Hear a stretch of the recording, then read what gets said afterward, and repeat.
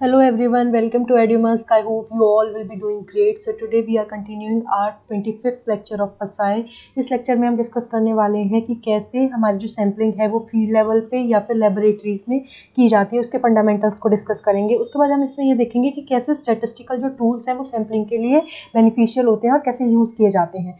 तो वीडियो को शुरू करने से पहले I request you all to kindly share and subscribe our channel. अगर आपको हमारे कोर्स को एक्सेस करना है तो you can join our Telegram channel that is EduMask 1008। कोई भी क्वेरी है रिलेटेड टू कोर्स तो आप हमें मेल कर सकते हैं through our mail ID that is EduMask 1008। तो चलिए अपना लेक्चर शुरू करते हैं।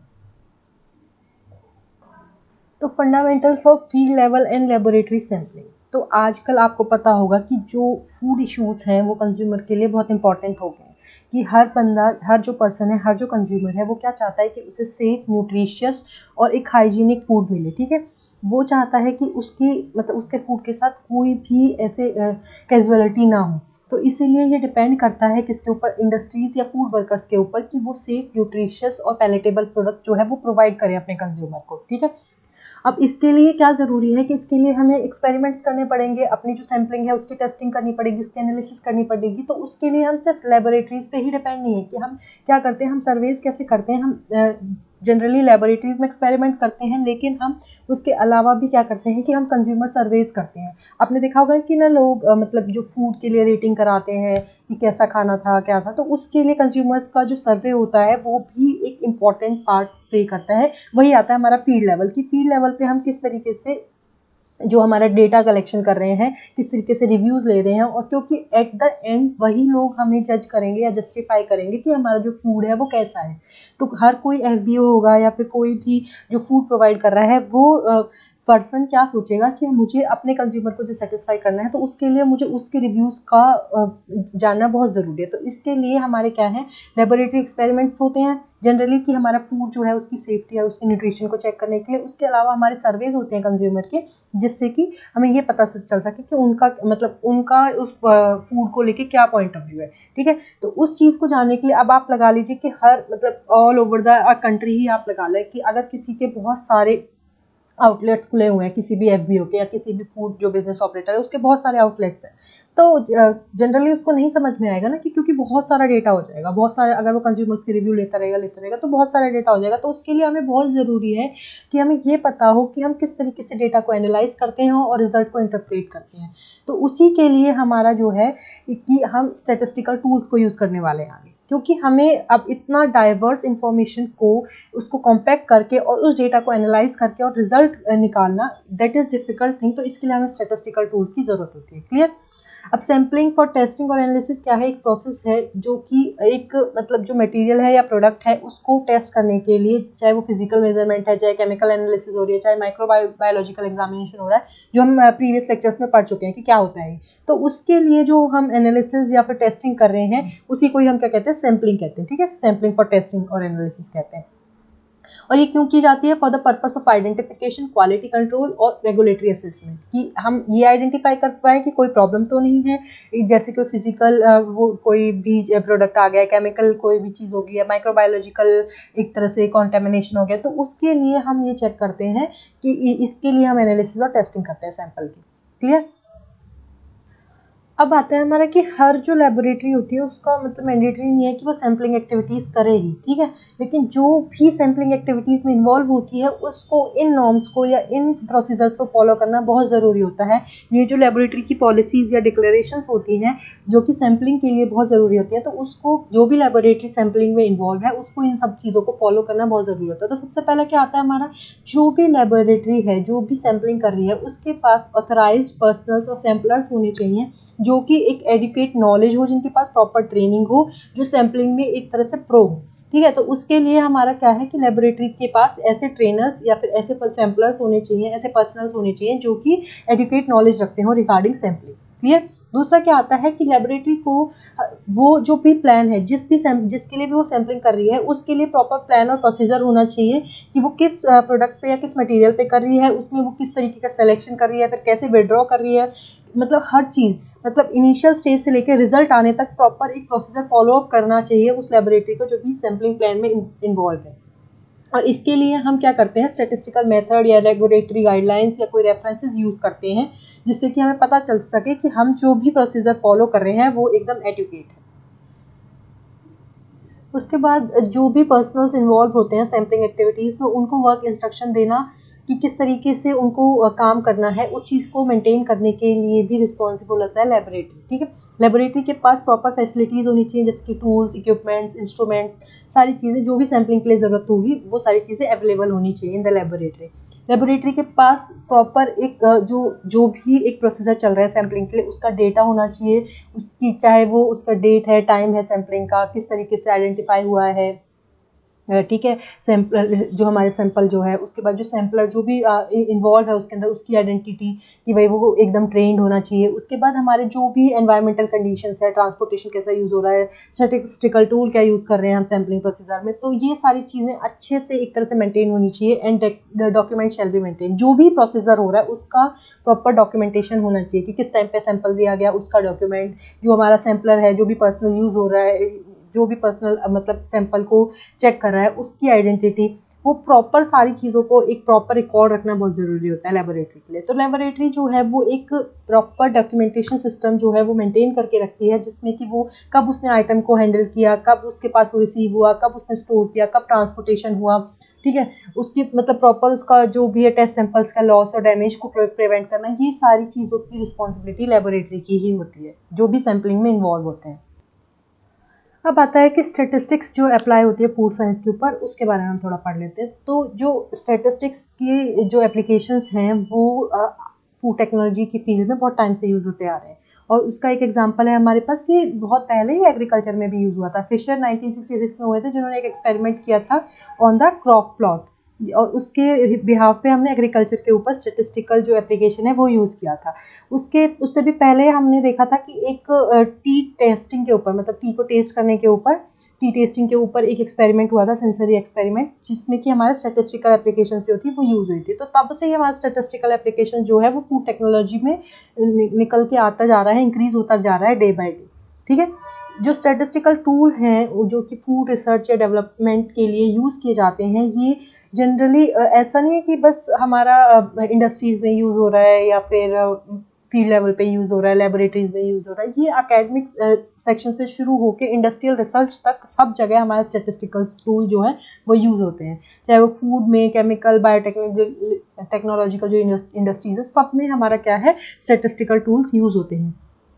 और ये एक बहुत ही इमर्जिंग एक तरह से जॉब प्रोफाइल भी निकल के आई है। आजकल आपने देखा होगा डेटा एनालिस्ट, डेटा साइंटिस्ट जो कि डेटा पे काम कर रहे हैं, ठीक है, तो वही उसी के लिए वो सबसे ज़्यादा क्या है, स्टैटिस्टिकल टूल्स यूज़ करते हैं, और ये हर इंडस्ट्री के लिए बहुत ही ज़्यादा यूज़फुल है।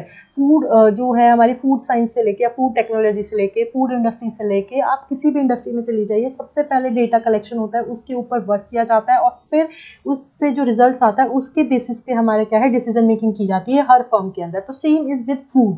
तो फूड टेक्नोलॉजी या फूड रिसर्च जो है हमारा, फूड रिसर्च एंड डेवलपमेंट, उसके अंदर भी स्टैटिस्टिकल टूल्स को क्यों यूज़ किया जा रहा है, क्योंकि डेटा जो होता है वो बहुत ही ज़्यादा लार्ज नंबर में होता है, और उसकी वजह से क्या है हमारा कि हम उस पर वर्क नहीं कर सकते, तो इसके लिए हमें स्टैटिस्टिकल टूल्स को लगाने की बहुत ज़रूरत होती है।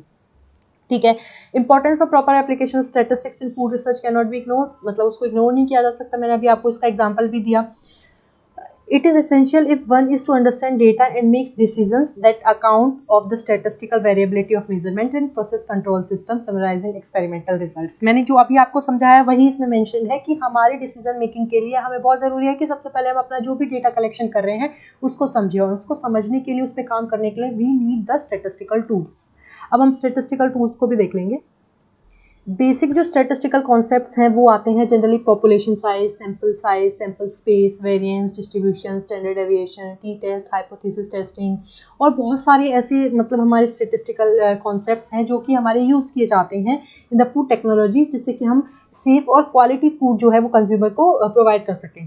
Application of statistical methods in food technology is continually progressing and developing, मतलब वो डे बाई डे बढ़ ही रहा है। ठीक है, तो जो इसमें टर्म्स यूज़ की गई है ना, पॉपुलेशन साइज, सैंपल स्पेस, एक नॉन स्टैटिस्टिकल बैकग्राउंड वाले स्टूडेंट के लिए समझना बहुत टफ होता है, लेकिन आपको एक जनरल अवेयरनेस तो होनी चाहिए, एक जनरल मतलब एक नोटिस में रहना चाहिए कि इसका मतलब क्या है। तो आपको थोड़ा थोड़ा मैं बता देती हूँ।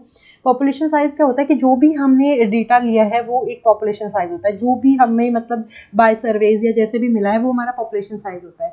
उसके बाद सैंपल साइज क्या होता है कि जब हम प्रॉपर मतलब जो पॉपुलेशन साइज है उसमें से अपना एक प्रॉपर सैंपल निकालते हैं, है ना, कि पूरा के पूरा डेटा पे तो हम काम नहीं कर सकते, तो हम उस डेटा के वेरिएशन को चेक करके कि भाई हाँ किस तरीके का ये डेटा है उसमें से एक सैंपल कलेक्ट कर लेते हैं और उस सैंपल पे वर्क करते हैं, क्योंकि इतने बड़े पॉपुलेशन साइज पे हम वर्क नहीं कर सकते, तो उसके लिए हम सैंपल साइज पे वर्क करते हैं।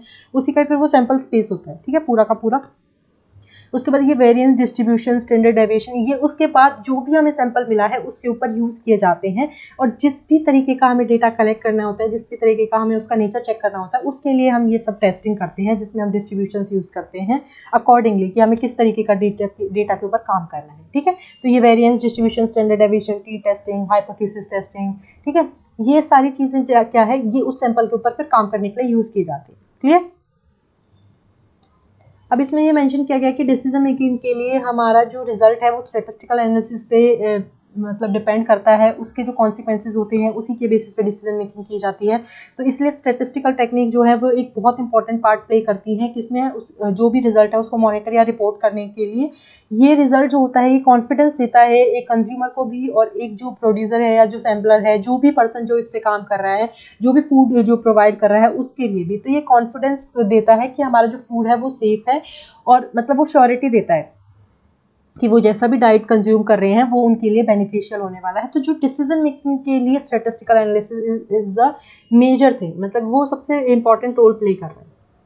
अब जब कभी भी किसी भी फील्ड में हम क्या करते हैं कि कोई भी आप लगा लीजिए फूड के ऊपर ही हम कोई स्टैटिस्टिकल टूल या एप्लीकेशन यूज़ करने वाले हैं, तो उसके लिए हमें क्या ज़रूरत होती है। सबसे पहले हम शुरू करते हैं रिसर्च प्रॉब्लम जो है उसको फॉर्मुलेट करते हैं कि किस तरीके की हमारी प्रॉब्लम है वो, ठीक है। उसके बाद हम डेटा कलेक्शन करते हैं, फिर हम डेटा कलेक्ट करना शुरू करते हैं ना, कंज्यूमर से रिव्यूज़ लेना शुरू करते हैं। उसके बाद हम क्या करते हैं, डिस्क्रिप्टिव स्टैटिस्टिक्स अप्लाई करते हैं उसके ऊपर, जो आपने अभी देखा था ना, sample size, population size, variance, उसके बाद हमारा था स्टैंडर्ड डेविएशन या हाइपोथेसिस टेस्टिंग, जो भी हम यूज़ करने वाले हैं वो डिस्क्रिप्टिव स्टैटिस्टिक्स यूज़ करते हैं। उसके बाद हम उस रिसर्च प्रॉब्लम के ऊपर एक एप्रोप्रिएट स्टैटिस्टिकल मेथड यूज़ करते हैं, ठीक है। उस मेथड को यूज़ करने के बाद हमें अपना जो रिजल्ट है वो मिल जाता है, उसकी रिपोर्ट तैयार हो जाती है, और एट द एंड हम अपना डिसीजन मेकिंग करते हैं उसकी हेल्प से। तो ऐसे प्रोसीजर फॉलो अप किया जाता है, ठीक है।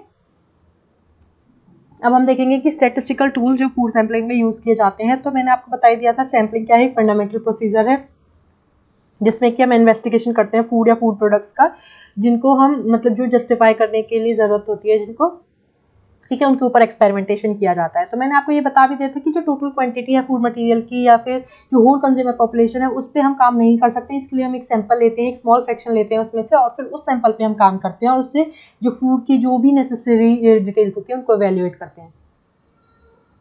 सबसे पहला हमारा आता है डिस्क्रिप्टिव स्टैटिस्टिक्स। डिस्क्रिप्टिव जो स्टैटिस्टिक्स है हमारा वो फूड टेक्नोलॉजी के लिए बहुत ही ज़्यादा यूजफुल है, क्योंकि वो बेसिक जो फीचर्स होते हैं ना कि सैंपल पर प्रोवाइड करना, फिर एक समरी देना, एक प्रोफाइल जो तैयार करी जाती है किसी भी डेटा की, वो कौन तैयार करता है, डिस्क्रिप्टिव स्टैटिस्टिक्स तैयार करता है। इसके अंदर हमारे जो एक तरह से जो भी हम चीज़ें पढ़ते हैं वो आती है हमारी measure of central tendency, distribution, dispersion, ठीक है। डिस्क्रिप्टिव स्टैटिस्टिक्स के अंदर देखो मेजर ऑफ सेंट्रल टेंडेंसी में आपने सुना होगा ना, जो आपने बेसिक स्टैट्स भी पढ़ा है, वो बेसिक मैथ्स भी पढ़ा है 10th 12th तक, तो उसमें भी हमें बताया गया था ना मीन, मॉड, मीडियन, ठीक है, स्टैंडर्ड डेविएशन, वेरिएंस। तो यही है हमारा मेजर ऑफ सेंट्रल टेंडेंसी, वही है कि हम मतलब जो हम चीज़ें पढ़ते हैं ना, जैसे हम क्वार्टाइल्स पढ़ते हैं, हम परसेंटेज पढ़ते हैं, परसेंटाइल्स पढ़ते हैं, डेसाइल्स पढ़ते हैं, तो ये सारी जो चीज़ें हैं मतलब जिसमें कि हम परसेंटेज को मेजर कर रहे हैं, हम क्वार्टाइल मतलब कि 4 सेक्शंस में हम हमारे डेटा को वो कर रहे हैं, मीडियन जो होता है उसको 2 में हम डिवाइड कर रहे हैं अपने डेटा को, ठीक है। मोड क्या होता है, जो मैक्सिमम फ्रीक्वेंसी होती है हमारी उसको मतलब कि उसको हम चूज़ कर रहे हैं कि मैक्सिमम टाइम्स कौन सी चीज़ हुई है, ठीक है, वो हमारा मोड होता है। मीन होता है कि हमारा टोटल जो भी है उसका हम पूरा एवरेज लेके, है ना। तो ये सारी चीज़ें हमारी किसके अंदर आती है, मेजर ऑफ सेंट्रल टेंडेंसी के अंदर आती है। उसके बाद जो जब ये मेजर ऑफ सेंट्रल टेंडेंसीज को हम जान लेते हैं, वेरिएंस निकाल लेते हैं, स्टैंडर्ड डेविएशन निकाल लेते हैं, मीन निकाल लेते हैं, उसके बाद हम डिस्ट्रीब्यूशंस पे काम करते हैं, है ना। डिस्ट्रीब्यूशंस फॉलो अप किए जाते हैं, जैसे बहुत बड़ा डेटा आ जाता है तो उस पर हमारा जैसे डिस्ट्रीब्यूशन फॉलो होता है, जैसे ज्योमेट्रिक डिस्ट्रीब्यूशन, बायनोमियल डिस्ट्रीब्यूशन, ये सारे नॉर्मल डिस्ट्रीब्यूशन, यूनिफॉर्म डिस्ट्रीब्यूशन, ये सारे हमारे अकॉर्डिंग टू डेटा, कि हमारा डेटा कैसा है, किस तरीके से उसका मतलब किस तरीके से वो फॉलो अप कर रहा है, कि कैसा वो नेचर फॉलो कर रहा है, कैसी उसकी सैम्पलिंग है, उसके हिसाब से हम क्या है डिस्ट्रीब्यूशन उस पर लगाते हैं, उसके हिसाब से हम मीन मॉड मीडियन, क्योंकि हर डिस्ट्रीब्यूशन का एक अपना मीन, अपना मॉड, अपना स्टैंडर्ड डेविएशन, अपना वेरिएंस होता है, क्योंकि हर डिस्ट्रीब्यूशन जो है वो एक प्रॉपर एक प्रोसेस को फॉलो करता है कि किस तरीके से डेटा जो है वो काम मतलब किस तरीके का उसका नेचर है डेटा का, जिस तरीके का नेचर होता है डेटा का उस हिसाब से हमारे डिस्ट्रीब्यूशन जो है वो उसके ऊपर इंप्लीमेंट किए जाते हैं। और हर डिस्ट्रीब्यूशन का अपनी एक सेंट्रल टेंडेंसी होती है, जो सेंट्रल टेंडेंसी को मेजर करने का अपना एक टूल होता है। जैसे कि मीन अगर निकालना है हमें किसी डिस्ट्रीब्यूशन का, मान लो आप नॉर्मल डिस्ट्रीब्यूशन पढ़ रहे हैं, ठीक है, नॉर्मल डिस्ट्रीब्यूशन का मतलब आपका डेटा जो है वो नॉर्मल डिस्ट्रीब्यूशन को फॉलो अप करता है, तो उसके लिए एक प्रॉपर सिनेरियो होता है कि ठीक है हमारा डेटा इस तरीके का है तो हमारा नॉर्मल डिस्ट्रीब्यूशन इसके ऊपर लगेगा, ठीक है। तो जब नॉर्मल डिस्ट्रीब्यूशन फॉलो कर रहा है तो नॉर्मल डिस्ट्रीब्यूशन का एक अपना मीन होगा, अपना मॉड होगा, अपना मीडियन होगा, तो ये अपने डिस्ट्रीब्यूशन के हिसाब से इनके अपनी मेजर ऑफ सेंट्रल टेंडेंसीज होती हैं, तो इसको हम क्या कहते हैं डिस्ट्रीब्यूशन के अंदर हम इम्प्लीमेंट करते हैं। उसके बाद हमारा डिस्पर्जन आता है। डिस्पर्जन के अंदर हमारे जो हमारे जैसे मेजर ऑफ स्क्यूनेस, कॉर्टेसेस, हम ये देखते हैं कि हमारा जो डेटा है वो कितना सिग्निफिकेंट है ना, उस पर हम काम करने वाले तो किस तरीके का सिग्निफिकेंट है, तो उसके लिए हम स्टैटिस्टिकल एप्लीकेशन जो यूज़ करते हैं, ठीक है। तो ये सारी चीज़ें मैंने इन ब्रीफ आपको बता दी कि कैसे सेंट्रल टेंडेंसी में क्या क्या आता है, डिस्ट्रीब्यूशंस कैसे होते हैं, डिस्पर्जन्स क्या होते हैं, ठीक है। तो डिस्क्रिप्टिव स्टैटिस्टिक्स जो है वो एक प्रोफाइल तैयार करता है। जैसे कि हमें किसी भी फूड की स्टडी करनी है, किसी भी कंज्यूमर डेटा की स्टडी करनी है, तो उसके लिए हमें उसका मीन, उसके स्टैंडर्ड डेविएशन की जरूरत पड़ेगी, ठीक है। हमें ये जानने के लिए कि उसकी क्वालिटी, सेफ्टी, कलर कैसा है, ठीक है, तो उसके लिए हम रैंकिंग कर देते हैं और उसके हिसाब से हम क्या है उस पर हम उसका मीन निकालेंगे, उसका मॉड निकालेंगे, उसकी फ्रीक्वेंसी चेक करेंगे कि भाई सबसे ज़्यादा चीज़ क्या हो रही है, उसके हिसाब से हम फूड का जो कंटेमिनेशन है या फूड ठीक है या नहीं है, वो उस चीज़ को हम यहाँ से जस्टिफाई कर लेते हैं। सेकेंड हमारा क्या आता है कि टेबुलर एंड ग्राफिकल डिस्प्ले। तो ग्राफिकल डिस्प्ले क्या है, एक बेसिक फॉर्म है जो कि हमें इंडिकेशन देती है कि हमारा जो सैंपल डेटा है वो डिस्ट्रीब्यूटेड है और कैसे डिस्ट्रीब्यूटेड है, ठीक है। और उसके लिए हम कैसे मतलब उसके लिए हम फिर फ्रीक्वेंसी टेबल्स बनाते हैं, मतलब ग्राफ से हम ये जस्टिफाई कर पाते हैं। मतलब हम एक होता है कि हम बाय मैथमेटिकल चीज़ कर रहे हैं, सेगमेंटेशन से कर रहे हैं, और एक हम क्या है ग्राफ पे अपने डेटा को प्लॉट कर दें, उसके बाद उसके हिसाब से टेबल्स फॉर्म करें और उसके भी हाथ में हम ये बताएं कि हमारा जो डेटा है वो किस तरीके का डिस्ट्रीब्यूशन फॉलो कर रहा है, कैसा सैंपल का जो डेटा का जो सैंपल है वो कैसा है, कैसा नेचर है वो फॉलो अप कर रहा है। तो ये मतलब एक विजुअल वे हो जाता है, मतलब मैथमेटिकल वे ना होकर एक विजुअल वे हो जाता है कि हम ग्राफ डिजाइन करें, फिर उसके बाद उसकी टेबल्स बनाएं, उसके बाद उसके ऊपर मैथमेटिकल इंप्लीमेंटेशन लगे, तो हमें एक विजुअल मिल जाता है, हमारे लिए वो ईजी हो जाता है। जस्ट मतलब देख के ही कई बार हम ये अंदाजा लगा लेते हैं कि अच्छा ठीक है ये ऐसा डेटा ऐसा ऐसा वो फॉलो कर रहा है, ये जो सैंपल है तो इसमें ये रिजल्ट आने वाला है, तो कहीं ना कहीं एक आइडिया भी लग जाता है। अब हमारा आता है hypothesis testing in confidence interval for the mean. तो आप जब भी किसी डेटा पे काम करते हैं तो हम बिल्कुल 100% श्योर नहीं होते हैं ना, हमारे पास ऐसी श्योरिटी नहीं होती है कि हम 100% प्रेडिक्शन कर दें कि एकदम ठीक है डेटा। तो हमें उस डेटा को चेक करने के लिए, उसके प्रेडिक्शंस को जानने के लिए हाइपोथेसिस जो टेस्टिंग है वो लगाई जाती है किसी भी डेटा के प्रेडिक्शन के लिए कि भाई ये डेटा किस तरीके से काम करेगा या किस तरीके की इंडिकेशन दे रहा है, उसके लिए हम यूज़ करते हैं हाइपोथेसिस टेस्टिंग, ठीक है। हाइपोथेसिस टेस्टिंग जो है वो हमें एक मतलब जो पॉपुलेशन का कैरेक्टरिस्टिक्स है उससे रिलेट कराती है, ये बताती है कि हमें कि ये जो पॉपुलेशन है वो किस तरीके के कैरेक्टरिस्टिक्स को फॉलो करेगी और ये जो सैंपल डेटा है उसके अंदर हम किस तरीके के स्टैटिस्टिकल मेथड्स को इम्प्लीमेंट कर सकते हैं, ठीक है। उसके बाद नेक्स्ट हमारा आता है रिलेशनशिप बिटवीन टू और मोर वेरिएबल्स। तो जब एक दो या दो से ज़्यादा वेरिएबल्स के बीच में रिलेशनशिप चेक करना होता है तो उस चीज़ को हम क्या कहते हैं, जो वो रिलेशनशिप होती है जो हमारी, उस रिलेशनशिप को हम जो मतलब हमें ये जानना है कि किस तरीके का रिलेशनशिप है, कि बहुत स्ट्रॉन्ग रिलेशन है या कैसा है, तो उस डिग्री को चेक करने के लिए हम जो भी फॉर्म यूज़ करते हैं वो हमारा क्या आता है, उसको हम कहते हैं कोरिलेशन। क्योंकि कोरिलेशन जो है वो डिग्री ऑफ रिलेशनशिप को चेक करता है कि जैसे आप मान लीजिए दो वेरिएबल्स हैं एक्स और वाई, ठीक है, मतलब एक्स और वाई कह दूं मैं, या फिर आप ये लगा लीजिए कि दो हमारे पास एक जनरल जैसे कलर है या टेक्सचर है, दो हैं, ठीक है। अब मुझे इनके बीच में रिलेशनशिप बताना है कि अगर मेरा कलर जो है वो वेरी कर रहा है, ठीक है, और मेरा टेक्सचर वेरी कर रहा है, तो इन दोनों के बीच में जो रिलेशन है कि अगर मेरा कलर वेरी करता है तो मेरा टेक्सचर कैसा हो जाएगा, ठीक है। तो अगर मेरे को इन दोनों के बीच में रिलेशनशिप निकालना है तो उसकी जो डिग्री जो चेक की जाती है वो चेक की जाती है with the help of the correlation. Correlation को ही हम ये कहते हैं कि डिग्री चेक कर रहे हैं हम कि कैसा रिलेशनशिप फॉलो कर रहे हैं, कि एक्स और वाई कैसे एक दूसरे के ऊपर डिपेंडेंट है, तो कहीं ना कहीं डिपेंडेंसी चेक करना हमारा क्या कहलाता है, कोरिलेशन कहलाता है, कि एक दूसरे के ऊपर कैसे डिपेंड। ठीक है, अब हमारे ना मतलब आप एक ग्राफ दिखाते हैं मैं आपको। ठीक है, ये हमारे ग्राफ दिए गए हैं फर्स्ट, सेकंड और थर्ड, मतलब मैं इनको अभी आपको जो स्टेटमेंट दी गई है उनके हेल्प से इसको समझाऊंगी। ठीक है, तो देखिए, तो हमारा जो कोरिलेशन है पॉपुलेशन का या सैंपल का, वो हम किस तरीके से करते हैं। जैसे first and second correlation is strong while in the last it is very weak. In the first figure the relation is positive and result in a positive correlation coefficient. तो फर्स्ट और सेकंड में हमारा जो correlation है वो strong बताया गया और लास्ट वाले में हमारा वीक बताया गया। तो देखिए, फर्स्ट और सेकंड में हमारा जो मतलब कोरिलेशन है वो स्ट्रॉन्ग बताया गया है। तो आर क्या है, क्लोजेस्ट टू वन, मतलब आर जो है वो एक जो कोरिलेशन है उसको मेजर करने का, मतलब एक उसका मतलब कोरिलेशन का एक आप ये लगा लीजिए एक सिंबल है कोरिलेशन को चेक करने का, आर। ठीक है, तो आर जब क्लोजेस्ट टू वन है तब भी हमारा स्ट्रॉन्ग है। सेकंड, आर जब क्लोजेस्ट टू -1 है तब भी हमारा स्ट्रॉन्ग है। ठीक है, वो पॉजिटिवली स्ट्रॉन्ग है। ठीक है, फर्स्ट वाले में। सेकेंड में रिलेशन जो है वो नेगेटिव है जिसमें कि -1 दे रहा है, और हमारा जो कोरिलेशन की जो मतलब रिलेशनशिप जो चेक करने की जो डिग्री है, जो कोरिलेशन है, वो हमेशा -1 to 1 ही वेरी करता है। और जब ये क्लोज टू 0 होगा, जब ये ऐसे स्ट्रक्चर फॉलो करेगा, तो हमारा क्या होगा, हमारा कोरिलेशन जो होगा वीक होगा। हमारा जो दो वेरिएबल है उनके बीच में जो एक तरह से रिलेशनशिप है वो स्ट्रॉन्ग नहीं होगा, वो वीक होगा। ठीक है, तो जब कोई पैटर्न फॉलो करे हमारा ग्राफ, जैसे इसमें पैटर्न फॉलो रखा है, एक में पॉजिटिवली इंक्रीज करा है, एक में नेगेटिवली, मतलब एक नेगेटिवली दिखा रहा है, तो डाउन, जिसमें डाउनवर्ड्स जा रहा है, एक में अपवर्ड्स जा रहा है, तो उसमें हमारा क्या है, कहीं ना कहीं वो हमें ये शो कर रहा है कि एक पैटर्न फॉलो हो रहा है, एक रिलेशनशिप फॉलो हो रहा है। ठीक है, और इसको ही हम क्या कहते हैं, हमारा कोरिलेशन, एक तरह से आर जो होता है हमारा कोरिलेशन कोएफिशिएंट होता है, और यही हमें बताता है कि हमारी जो डिग्री है रिलेशनशिप की वो किस तरीके से स्ट्रॉन्ग है। ठीक है, तो कभी भी हमें कोई भी इंप्लीमेंटेशन करनी होगी, फिर किसी भी फूड के वेरिएबल्स को लेके, कि जैसे कलर है, टेक्सचर है, ठीक है, ये सारी चीज़ें हैं। और भी कोई, मतलब आप कोई भी एक वेरिएबल लेंगे कि अपने फूड में से, कि भाई हमें इस तरीके से चेक करना है कि हमारा फूड कंटेमिनेटेड है या नहीं है, तो उसके लिए हम अलग अलग वेरिएबल्स को देख के, कि अच्छा हमारा कलर चेंज हो रहा है, अच्छा हमारा इसका टेक्सचर चेंज हो रहा है। ठीक है, और हमें इसमें किस तरीके से वो चेंजेस लाए गए, हमारा नेचुरल जो रॉ फूड था वो कैसा था, हमारा जो फिनिश फूड है वो कैसा है। तो दोनों के बीच में आपको अगर रिलेशनशिप दिखाना है कि अच्छा इसका कलर ऐसा था, इसका कलर ऐसा, तो उसके लिए भी हमारा जो रिलेशनशिप है उससे हम ये बता सकते हैं कि हमारा फूड कैसा है। ठीक है, तो इसलिए हमारा जो कोरिलेशन है वो यूज किया जाता है। उसके बाद आता है हमारा सिंपल लीनियर रिग्रेशन। तो हमारा लीनियर रिग्रेशन जो है वो ये बताता है कि जो हम, जैसे रिलेशनशिप का जो डिग्री है वो तो हमें कोरिलेशन में बता दिया।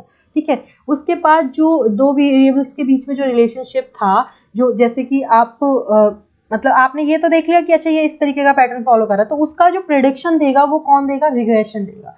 कोरिलेशन ने तो ये बता दिया कि कैसी डिग्री है रिलेशनशिप्स के बीच में, किस तरीके का रिलेशन है, स्ट्रॉन्ग है या वीक है, लेकिन उसका जो प्रेडिक्शन करेगा वो कौन करेगा, हमारा वो करेगा रिग्रेशन। ठीक है,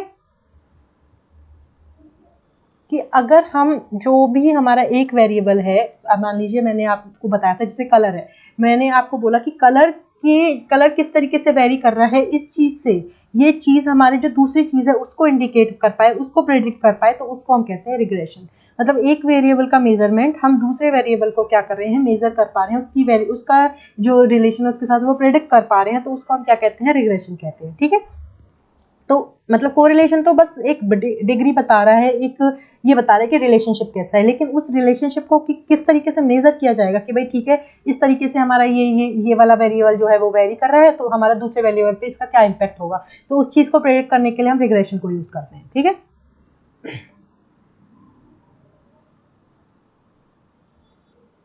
यहाँ पे ग्राफ में आपको एक मतलब एक लीनियर ग्राफ दे रखा है, आपने देखा है ना।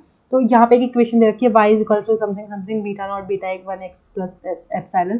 ठीक है, तो ये हमारा एक ग्राफ दे रखा है, और ये इसमें क्या हुआ, जो पॉइंट्स है हमारे वो स्कैटर होंगे। ठीक है, अलग अलग ऐसे बिखरे होंगे, जैसे ये डॉट्स लगा रखी है, तो ऐसे आप बहुत सारे डॉट्स लगा के और उसमें से एक लीनियर लाइन को मतलब ड्रॉ कर देना। वो जो लीनियर लाइन है वो एक प्रिडिक्शन दे रही है, दोनों जो वेरिएबल हैं हमारे x और y, जिसमें कि हमने कलर और टेक्सचर को लिया था, तो वो एक प्रिडिक्शन दे रही है कि हमारा जो ग्राफ है वो इस तरीके से जा रहा है। तो इनका जो आपस में जो एक मेजरमेंट है, आपस में जो रिलेशन है, उसको मेजरमेंट जो दे रहा है वो कौन दे रहा है, हमारा रिग्रेशन दे रहा है। तो ये ग्राफ यही इंडिकेट कर रहा है कि कितने ही हम डेटा के बहुत सारे मतलब वैल्यूज जो है, जैसे भी हमने जो आप ये लगा लीजिए जो फूड से हमने जो नोटिस किया था वो सारे हमने डेटा को बाय पॉइंट पॉइंट पॉइंट करके इस पे हमने डाल दिया, ठीक है, हमने मेजरमेंट कर दी।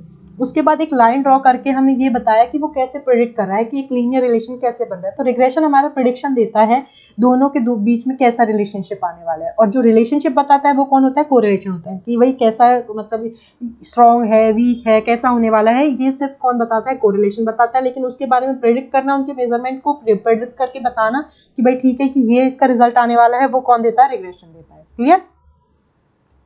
तो आज के लिए इतना ही था। I hope you like the video. अब मिलेंगे नए वीडियो में नए कंटेंट के साथ, तब तक के लिए stay safe. Thank you so much.